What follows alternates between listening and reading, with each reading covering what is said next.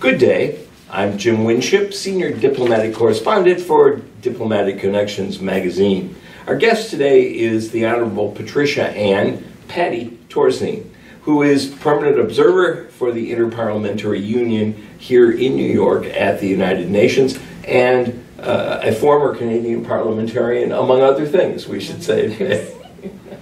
Paddy, can you tell us just a bit about the origins of the IPU? I know it dates back to the 19th century, but can you put it in place for us? Sure. Jim, first of all, thank you very much for having me on It's a pleasure to have you. Doing the interview. You know, in the late 1800s, there were lots of wars, and there were kings and queens and others declaring battle, and there were some parliamentarians that said, hang on a second, we have a common interest representing people, let's start talking to each other. It was the beginnings of parliamentary diplomacy. And so they got together in 1888, and then again in 1889 they added a few more countries. So it started with William Kremer, and who's British, and Frederick Passy, who was French. And in 1889 they got together with, I have to look at this, France, Britain, Italy, Belgium, Denmark, Hungary, Liberia, Spain, and the United States. And they formed the beginning of our 130 years of working together amongst parliamentarians. And we should say that again, you are celebrating your 130th anniversary this year. It's quite impressive. Not yours, the organization. Yeah, that's right. It's the oldest multilateral organization in the world.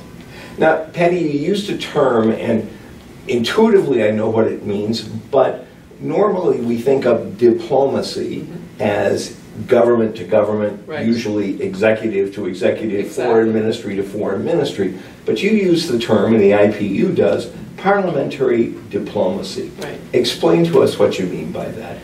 Well, it's a few things. One, it's the ability for parliamentarians to talk to each other, to represent their people, and to form relationships that can be very helpful. I, for instance, when I was a parliamentarian, worked very closely with some American MPs, and so we'd have cross-border issues, or we'd need more information, or there was legislation that we could borrow from each other and reintroduce in the other context. And so it's an opportunity to have those relationships and to work on issues. In the Cold War years, for instance, while countries were on the East and the West were not agreeing to talk, through the IPU, parliamentarians were talking to each other, figuring out where the opportunities were. We've worked, you know, in Korea most recently, where the two representatives from the two Koreas came together in 2017 and started a discussion well before the executive branches had those meetings last year. So it's an opportunity to say, let's work with each other, let's see what the commonalities are. And when you look at the big world issues right now, there is a need for people to work multilaterally on climate change, on migration, on a lot of things, and having parliamentarians understand the shared experience quite differently than the executive does is really important. And the other thing, is that while in most diplomacy, it's one part of the people, right? The executive is perhaps usually one political party or a coalition. In our system, it's representatives from all the political parties, or both political parties, that would come to our meetings. And so you get a better sense of how things are rolling. Now, is any parliamentarian from any place in the world welcome at your meetings, or are there official memberships in the IPU as a parliamentarian? Right, so we have 179 member parliaments, and those parliaments choose to send delegates to our meetings and assemblies, which are like conventions, and to our training programs and things like that. So they each have their own system. Often it's the speaker who chooses a delegation, but they have an obligation under our rules to make sure that different political parties are represented, and to make sure that they have women and young people represented. So that's, I think you said 179 out of, what's our number now, 196 or something like that? Yeah, 93, 97, yeah. But are there any standards, you started to talk about that, Paddy, are there standards that a parliament must meet before it can consider membership in the IPU? I mean, parliaments are very different in various places around Yeah, the world. we do have a variety of parliaments. Some are appointed, some are elected under many different systems. But if they're recognized as the national consultative body, they have to have certain functions. Some members, for instance, didn't have women when they entered the membership, but a condition of membership was that there would be women within their parliament. Ah, interesting. And some are older members, and so there's been different processes. Of course, yeah. Well, there's been quite a change in the world in That's right. the last 130 years as well. How do the parliamentarians then, at one level, clearly there's this cross-fertilization of ideas going on. How do they relate back to their central governments? Do they then take things back? Clearly they aren't directly in the policy-making line. Well, but they are. Okay. Because they're often making policy for the next election campaigns, they're making policy in terms of the laws that they introduce, they're making policy in the budget choices they make. And so through our processes, they're understanding some of the options, they're exchanging best practices. So for instance, I recall very vividly as a parliamentarian being in Burkina Faso talking about FGM and female genital mutilation, right, and what we could do and what others were doing to, of course, ban the practice, which was already banned in Canada, but really to help do some more education and to share with others what our legislation was in Canada. So getting that resolved and learning more about an issue and bringing in legislation and then working to make sure it's implemented.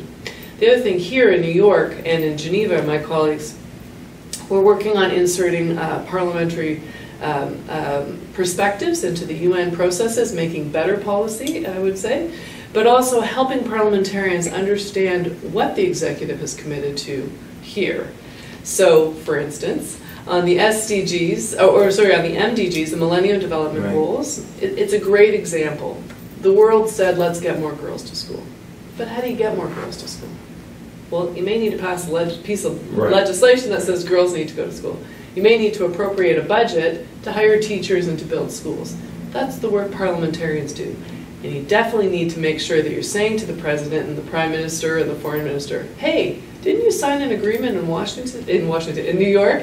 What are we doing about Right. that? And that's been very true with CDOT as Right. well, which Yes. is, I know my wife has worked with an organization where part of their focus is what they call the domestication of the CDAW treaty, that is moving from an international treaty, which theoretically commits the government to turning that into laws and judicial procedures and so forth at home, in country. Jim, you're absolutely right. And so in the Millennium Development Goals, they realized they lost about 5 years because parliamentarians weren't up to speed.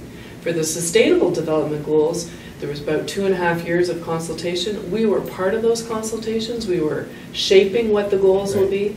And we're running a whole lot of seminars around the world and creating handbooks and toolkits for parliamentarians to understand their obligations, to help work on sharing best practices and see how things are being implemented. But they are part of the solution. And again, you know, if you're sitting on Finance Committee, you have an opportunity to say, how's this bill being allocated? Are we addressing Goal 5 and making sure that women are getting their fair share out of this? Are we looking at an infrastructure bill and addressing clean water and sustainability and, again, women's employment, because infrastructure construction is usually a man's work. So are we addressing the issues at the same time? And that's absolutely imperative under the Sustainable Development Goals, and parliamentarians need to be part of that. This will be a multi-part question, but let me ask first, what is the relationship between the UN and the IPU? And then second part of the question is, what does it mean to be a permanent observer? We're used to permanent representatives, but what does permanent observer status do? Bluntly, what do you do? So we're not permanent representatives. They have a little more status. They're the member states, but we have a special relationship since 2002 when we've had this status. And so we have, after the rest of the bigger guys have spoken, we have our opportunity to speak. We have rights to listen in and to participate in some meetings. In some of the big consultations or high-level meetings, we have a specific role. And so we are participating. The UN's done a lot of work over the last number of years to engage with business and civil society, and they've done a lot of work to engage with parliamentarians, again, realizing they're part of the solution. And the other thing that happens is that parliamentarians, you know, they change over time, but when you have the institution of Parliament as part of the solution, you've got this core. Governments may change stripes, but you have a core group of people that are working through and following in on the legislation and understanding it. And Paddy, correct me if I'm wrong, but permanent observer status is something that is granted by the United Nations. Yes. You don't just walk in the door and declare yourself, say, I'm here permanently. No, it's done through all the member states have to agree. And the same thing in each of those modality resolutions, they have to agree that we have a speaking role, for instance. And then you have something here in New York called the Parliamentary Assemblies, once or twice. We have a parliamentary hearing that we do with the President of the General Assembly, usually as our partner. And in that, we've really linked it to the main processes. So this year, you know, there was great concern about what's happening with multilateralism, and they wanted to drill down and talk about those issues and hear from parliamentarians how to be more effective. We've done drugs before the big UN General Assembly special session on drugs. We've done migration before the global compacts. We've done the SDGs many times. So we've worked on different issues inputting into another process that was happening and bringing parliamentarians and their ideas together. I'm going to jump way out of line in the script, Paddy, for a minute and say, no, it was on the list just toward the bottom. One of the interesting things is one of the critiques of the UN over the years has been the absence of a popular assembly. That is to say, the General Assembly is represented by sovereign governments, by nation states, by the executive, even though the charter begins with the words, we the people. We the peoples, yes, plural. So one issue that comes up, which I think is fascinating, is occasionally there's even talk about, well, could there be an additional UN body, or could the IPU step into a role as a kind of people's assembly alongside the General Assembly, the Security Council, the International Court, and so forth? So we do believe that we are inserting that people's perspective and that we're working every day to improve that, and the UN is recognizing that, often asking us if we can get parliamentarians to participate, if we can get parliamentarians on panels. I think having two competing bodies representing the people would be very confusing. I'm not sure the member states will agree to have some other at-large election. Sincerely, but it's a fascinating conversation. But there are some people that, you know, had a genuine desire to see more fuller representation. I think that right now we're working very hard to make sure that we've got that, and we are succeeding to have that people's perspective, and that it makes most sense at this time. I think that the UN is undergoing some reforms that are going to make it more effective, and that will help make sure that it's increasingly representative. You know, a lot of people don't really understand what the UN does, and that's another role for the parliamentarians to explain why there is this process. And a lot of people don't understand some of the agreements are not legally binding, and what they need to do or to bring support to making sure that the issues they're tackling are addressed. I mean, we're sitting here on a May day that's freezing cold, and there's floods and fires and all kinds of stuff going on. Climate change is an issue that we all need to work together if we're going to find solutions. Paddy, let me take you momentarily into your own career and then come right back to one of the primary emphases that I know IPU has. But how does a Canadian woman end up first in Parliament, and then what led you from Parliament to this kind of a position where you're dealing with Parliament from all over the world? Well, like the IPU, I've always believed that there need to be more women in Parliament and more young people. And so in 1992, I was thinking about what was next, and I decided to run for office. It was an amazing opportunity, and I really, really encourage young women particularly to run for office. To serve your people and to be chosen to do that is really an amazing experience. I was very lucky that within about 4 months of being an MP, I was sent to my first IPU meeting where I got to speak about environment and to start networking with parliamentarians from around the world. The meeting was in Paris, And then in 1994, and in 1998, we as Canadian MPs really engaged even harder with the IPU. We've always been very engaged, but we used our delegation to help ratify the landmines the treaty. And so we as Canadians really look to the IPU as a vehicle to engage with a lot of parliamentarians. You can do one-stop shopping, do bilateral meetings all day long with people and work on your issues. And I was eventually elected president of the Canadian group of the IPU. I was on the steering committee of the IPU EU World Trade Organization group that we had yearly meetings. And so when I left Parliament in 2006, I was doing some other things for a while, and I saw an opportunity to come here and to be that bridge and to work for the IPU in a staff role. And we should say the IPU is based in Geneva. Yes, most of my colleagues are in Geneva. We're a very small office, small but mighty office here in New York, and we have about 40 people in the Geneva office. Right. And the Secretary General, is it Martin Chungong? Martin Chungong has been Secretary General for almost 5 years now, or 5 years maybe. I think he's coming up to the 5th year. And he's elected also by the members and for 2 4-year terms. And he is African, but I confess I've forgotten which country. Born and raised in Cameroon. Yeah, Cameroon. Went to school in Ottawa. And has been with the IPU for about 20 years or so. He worked in the Parliament of Cameroon at one point. Yes, I remember. I remember reading all of that as we were preparing here. So, how is being in this role, which is a kind of bridge between formal diplomacy and formal parliamentary procedures, how do you train for that? Is all of that experience what comes to this, or how do you make the move from parliamentarian, making laws, studying issues for your own country, and suddenly being a diplomatic bridge? I think there are, it's fantastic that I have so many colleagues that can help with different aspects of the role, but you know, it's a really amazing opportunity to understand what parliamentarians need. They want to deliver on the aspirations of the people that they represent, that they're doing it under a very compressed timeline often, and that they really need, you know, solution oriented. Again, MPs, parliamentarians are very different one from another. There are some who are, you know, very deep policy wonks, and others who are really, you know, on the go. And so I had a lot of exposure to all of that, and I think it brings a perspective that's really helpful. But again, most people that are elected really do want to deliver on the aspirations of the people, and so trying to give them the tools.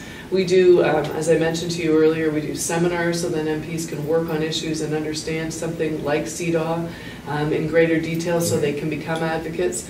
We do a lot of work on handbooks on sustainable development, on human rights, on migration, on we've got done early, trying to prevent early marriage. And so we often produce tools, and most recently we've done some really incredible work around violence against women MPs. And so to do the survey, you know, they ran the survey on me, and I was like, no, I really had a very lucky career. Oh wait, there was that, and oh, there was, okay, wait, go back to the third question, I forgot something. And so I'm helping them understand it so that they were prepared to interview the MPs and to think about the issues.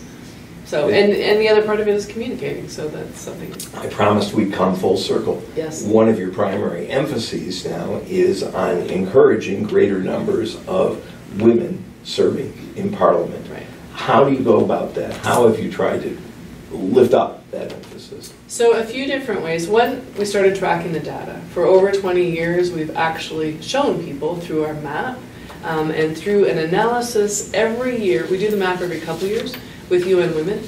Every year we do an analysis of all the federal or national level elections that have taken place in the previous year. And we say, look, these people gained, these people lost women MPs.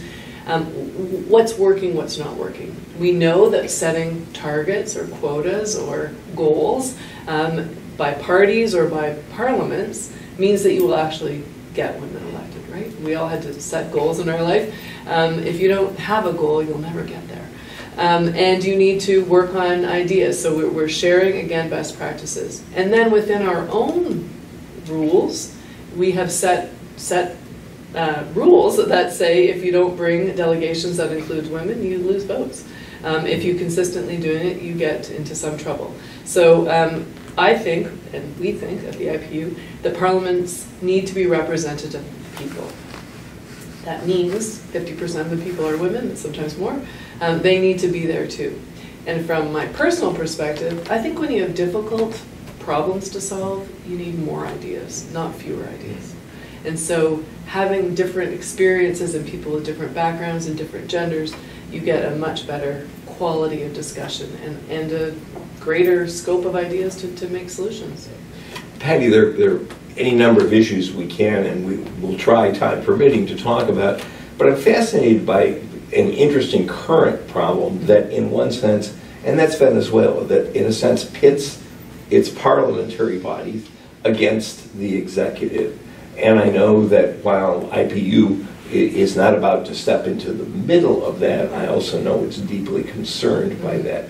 So could you use that as an example to show us how IPU approaches that kind of a problem? So it's very devastating for the people of Venezuela. A solution has to be found. And so we're trying to bring the people to the table to talk about this. We have tried to have a delegation go to Venezuela and to talk to the parliament. When we do a delegation, we have conditions that we must be able to speak to all the parties and the executive branch and the parliament and the judiciary where possible. And so we have been working on trying to get in there. We have heard, and we have a very important committee on the human rights of parliamentarians that considers cases. I think we have about 60 cases of parliamentarians where they're elected and not able to fulfill their responsibilities.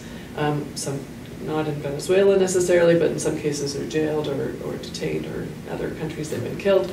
And we work hard to get them their full rights and to bring accountability.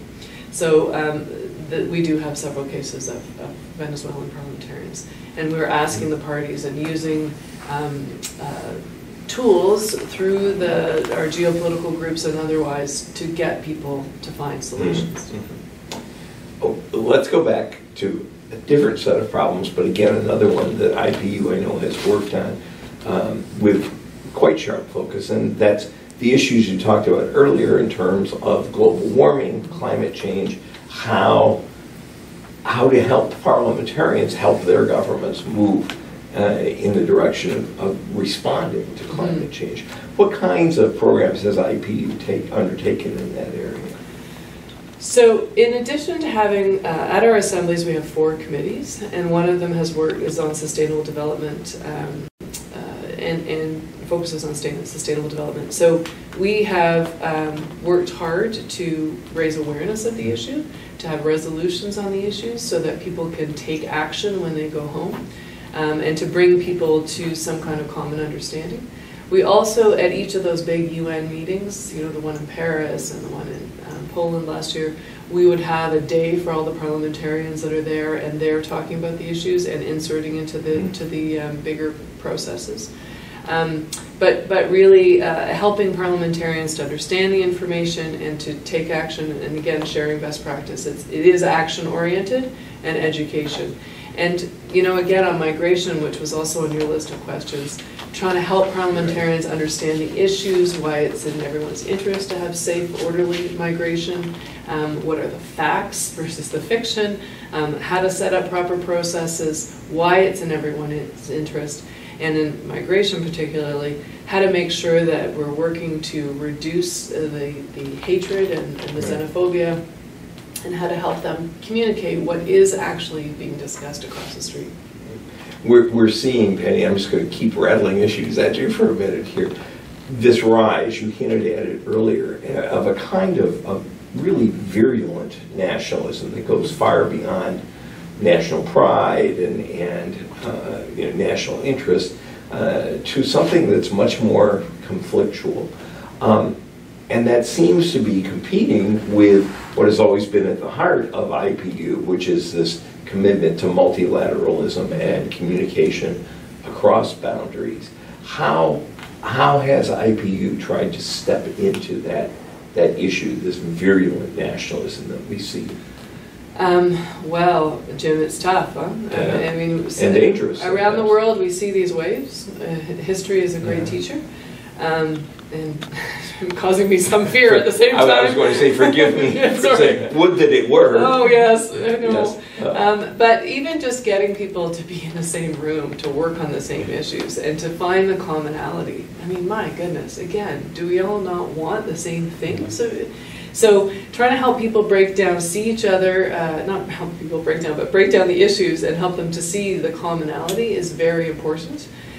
We are, again, separating fact from fiction, showing people that there are different ways to approach these things. And, you know, sometimes we bring in guest speakers. We had an amazing young man come and speak to the young parliamentarians that Tarek had, who is a refugee from Syria, and he talked about his family's experience and how they're now in Antigonish, Nova Scotia, with a company that's employing all kinds of locals. His company's called Peace by Chocolate. It's just an amazing story, and how they incorporate, you know, just all the things they're doing, and how, as he reminded us, no one chooses where they're born. So let's remember, you didn't choose, I didn't choose, you didn't choose. Let's make sure we're working to understand our basic human rights and our needs. Let me build on that, and you've mentioned several human rights issues, but we're seeing, obviously, in the midst of that rising nationalism, we're also seeing declining tolerance. We're seeing violence against women, which of course is not new, but we're also seeing other communities of identity, particularly, for example, LGBTQ communities around the world, but also religious minorities around the world. When you talk about best practices, how do you bring those legislative, parliamentary experiences on an issue like human rights, or more specifically something like LGBTQ? How do you get those best experiences together? Sometimes there are challenges around that. Again, when you get 800 parliamentarians together from 170 countries, right. Not everybody comes to every meeting, sometimes there's elections and things. It's an opportunity for people to hear and listen, and to meet people of very different stripes and very different backgrounds. And so trying to explain each other and trying to create those conditions, whether it's working on a resolution within our committees or being part of the main debate or attending special sessions, there is that opportunity for people to learn and to listen. And it's everything, you know, riding the bus between the convention center and the hotel, just learning to talk to each other. We do a specialized group for the young parliamentarians who, interestingly enough, are more gender equal than most national parliaments if you just break out the young people. We do a special day for the women parliamentarians to discuss the issues from their perspectives and to then help them insert into the main debates. You know, there are many steps forward, and sometimes it's a little more complicated than that. But creating that space where people can talk is really important, and also to really demonstrate to people what their obligations are, what are the human rights. You know, in a lot of parliaments, people aren't lawyers. I'm not a lawyer. I didn't understand everything about human. I'm not sure I still understand everything about human rights, but there are obligations, and there is an opportunity to learn and to understand how it works. You have human rights. I have human rights. We need to negotiate the space. Now, by definition, IPU is focused on multilateral efforts, but also by definition, national parliaments have a much more focused interest in their own countries and their own national interests. They go in very different directions.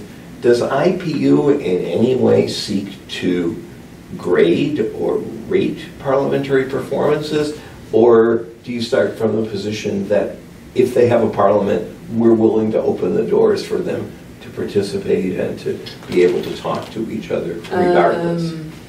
There is a universal declaration on democracy. There are some tools like that we work on, and our website has lots of information for people. I mentioned we do that analysis of what's working in terms of getting women elected, for instance, or into parliaments, in most cases by election, and so sharing those opportunities, whether it's quotas. Sometimes we'll be asked by a parliament, look, they're working on this law, or do you have somebody else we can talk to? Right. Is there somebody like us that's working on this? Has someone else done something? And so we can help share that so information. The initiative comes from their direction. Yeah, in that case. And we do a lot of work with parliaments, especially from emerging from conflict, where they ask us to help set up the processes or set up the systems, help train the MPs. Some of that we do with UNDP and with others, but we do a needs assessment of what the parliament needs and wants, and then deliver the training for that. Now, Geneva will never forgive me, Paddy, if I do not ask the question, 130 years of IPU. What are the celebrations, the plans, the specialness of that anniversary? Well, it's a big deal to be 130. We should all be so lucky if we're in good health. And the IPU is in good health. So we're going to have some activities here in New York and in Geneva around the anniversary, the first part of the anniversary, which is June 30th. We're having a display at the UN on the history. It's been interesting as we went back and looked at the history. Of course, it was started by two guys. In most countries, there were no women elected. Right. In fact, most countries are just celebrating the 100th anniversary of some women getting the vote. But we had our first woman speaking in 1921 at the Stockholm meeting. She was a German woman. So going in and researching that history and helping, again, people understand the context.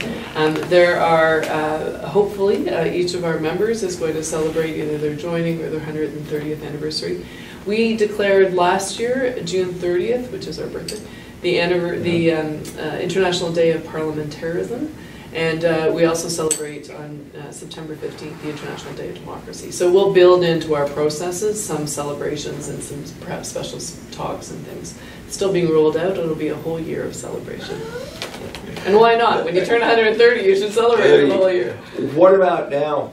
Plans for the future. What is we're 3 decades moving into the 21st century. What comes next? What are some of the future goals for IPU? Wow. I think that, again, enhancing that representation of the people, helping parliamentarians to deliver on the aspirations of the people. And the reason that's important is, as you talked about earlier, some of the concerns that are rising around the world. There's a growing distrust with parliaments, and they're not seen to be delivering on the needs of people. And that, to me, is a very big concern. So how do you help people understand, why is there a role for government? Why is it necessary that we work on addressing growing inequality? Why do we need the UN to help keep working on things? And to create that safety. Wars are devastating, expensive. They're really quite stupid when you think about it. And so we need to find ways to help people resolve conflict in a way that helps people live the best lives that they can. One of the interesting things to my mind, Paddy, and you worked in a part of your career with a political public affairs consulting firm, but is that parliaments, especially in the West, but it's spreading across the world, for better or for worse, modern campaign techniques are spreading and are for sale everywhere in the world.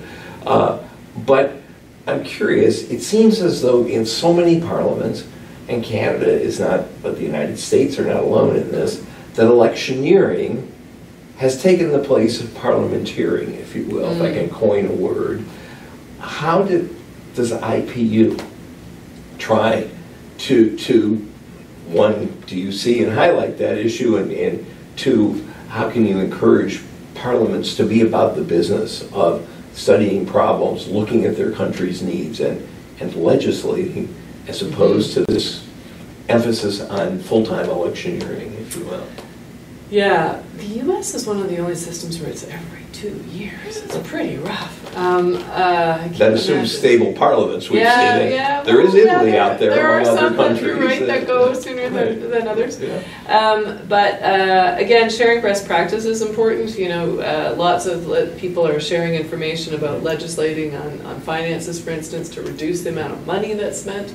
To make sure, right now everybody's very concerned about fake news, so we've had a few panels of discussion at some of our assemblies to say, look, understand how things are working so that you can work to address legislatively to stop these practices.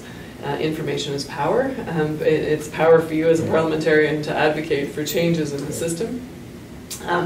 But certainly there are, you know, it's interesting because in many parts of the developing world, the internet and things is allowing people to campaign in a very different way. There was a member of parliament that I met, I won't say from where, but his entire campaign was done without spending any money.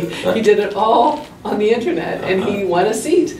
So he didn't have anything printed, he didn't have any you know, campaign events. He did it all through the internet and won. So there are good parts of that, but you have to be careful on some of it as well. But certainly, we're seeing people. Well, will IPU ever tackle an issue, for example, like campaign finance, which obviously touches some very sensitive areas? Yeah, it's pretty unique in this country. There are very few countries that have such large asks spent on elections. In Canada, for instance, it's about $120,000 on a district campaign per candidate. Right. That's not very much money every 4 years, but maybe it's a little more now. But it is something that's to be addressed. And again, I think if people are really focusing on what the people want, and we're helping them understand that and to deliver on those aspirations, then people will see that there are ways to work on that and to be disconnected from that because of the influence of money or over electioneering. It doesn't lead to success and stability that people are all looking for. So helping people understand their what's going on is helpful. One of the questions I ask in various forms, Paddy, but let me put it to you this way: you were a parliamentarian. Mm-hmm. What have you learned since your Canadian experience, working with IPU, working with parliamentarians across the world? What have you learned that you wish you knew? Oh boy. When you first started as a parliamentarian? Well, I did get to know it, but I think, and this is something I tell all young people that tell me they want to go out and save the world or to work on international issues, is really understand finances and get your hands on the money. So if you want to do good somewhere and make sure that you're affecting the change, you really got to follow the money. Mm-hmm. So understanding how to read budgets and to get through budgets and all over the world, you know, even in Canada, in my experience as a parliamentarian, there's just so much in there that it's really hard for them to drill as deep as they want to. And so, or as they should, and so understanding how a budget comes to be and how to make it happen is, you got to get your hands on the money, and follow the money. It makes for a big difference. So I think getting that experience, MPs shouldn't be deterred from going after that. If they haven't had the experience, they should find someone who can help them through that process and make sure that they do that. One of the things that concerned me when I was a parliamentarian, I was vice chair of the Finance Committee, was who was making representation on what should be in the budget. Mm-hmm. Very infrequently were there women at the table. So as population, we should be seeking out how to engage women in the budgetary processes, whether it's providing daycare so that moms or others could participate, whether it's going out to seek to places where women are gathered in developing countries. We need to make sure that budgets are actually delivering for all the population and that we're seeking out those voices to make sure that we're getting the right solutions. And the budget is a very important tool for any parliament, right? It really sets out their agenda. Our audience, primary audience, is diplomats, Paddy. So imagine for a minute that you are the guest lecturer at the Canadian Foreign Service Training Institute. I've done that. I thought you had. Or something similar, actually. Not that one, but yeah. But anywhere in the world. Yeah. You have this parliamentary experience and this experience of what I think you've rightly termed in IPU terms parliamentary diplomacy. Yeah. You're training young diplomats. What would you want them to know about interacting with parliamentarians, wherever their assignments might be? Well, I think it's fascinating because the parliamentarians have tools, right? They have talk shows sometimes, they have cable, we had cable shows in Canada, they have information flyers, they can get into every doorstep in many parliaments. They're standing in the House of Commons or in the Congress or wherever, and they're talking about things. So use them, so talk to them. If you want to address an issue or get profile on an issue, work with them. They're often working with civil society organizations. If you're in this town working on this issue, they may have a network across the country that they could put to use to address the issues. So they are networkers generally. They have managed to get themselves elected. And they can be very effective in amplifying the issue and in helping find the solutions. And they often penetrate in ways that the central government simply doesn't, because they are local. Yeah, and then in some parliaments, like, well, anybody who's got a Westminster system, there is actually a question time, or a question period, we called it. So you can put out a question, you can get local news, you can get somebody in the government to answer for that. And so again, you can draw attention, you can work on the issues. I think the thing that's missing in a lot of places is that certainly I've asked lots of ambassadors here, have you been to the Parliament to tell them what's going on? They don't have, but it's not built into the function. But why not find an opportunity? Or they report to the Foreign Affairs Minister do that. But I think there's a lot of opportunity. When I was a young parliamentarian, I came here with a delegation of members from different parties. And we did meetings with the ambassador, and we did meetings with many of the top bureaucrats at the UN, and understood what the issues were. I think there's a real opportunity to explain some of the financing issues. At our committee, the committee that I work on at the IPU, it's called On UN Affairs, and we did a session on how is the UN funded. And a lot of MPs could not get the information from their governments on what was being spent. Maybe that was a good thing, maybe it was a bad thing. I happen to think information, again, is power, and they should be told. That raises an interesting, I meant that to be the last question, but I'm going to ask this one anyway, Paddy, and that's how is the IPU funded? So each member pays a dues. We have a scale, a bit like the UN scale, except no member can pay more than 15% in our schedule. And so 15% of the total budget. Yeah. So dues are not that great for many countries. Very small countries might pay $10,000 a year. I think the expense for them comes when they send a delegation, depending on where our meetings are.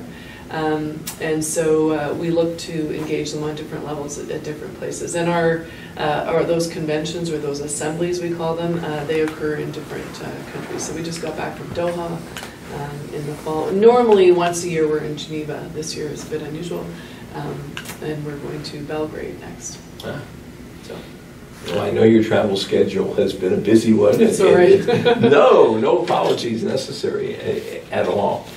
So this one I will make the last one, Paddy, and that is, now that you've been here, you've seen the operation of IPU, you've seen the operation of the UN, you have this permanent observer status that gives you that entree in both directions. What would be the one thing you wish you could change? You know, one of the things that's tough here at the UN is these set speeches where people aren't listening to each other. I mean, maybe someone's listening. But there does need, and they're working on different models, and you're seeing this increasingly in some of the more engaging meetings, and they are more engaging because they're finding different ways. I was just at the meeting on universal health, and they used a combination of putting up questions on an internet site and people voting for them, and them getting announced and selected, and different methodologies.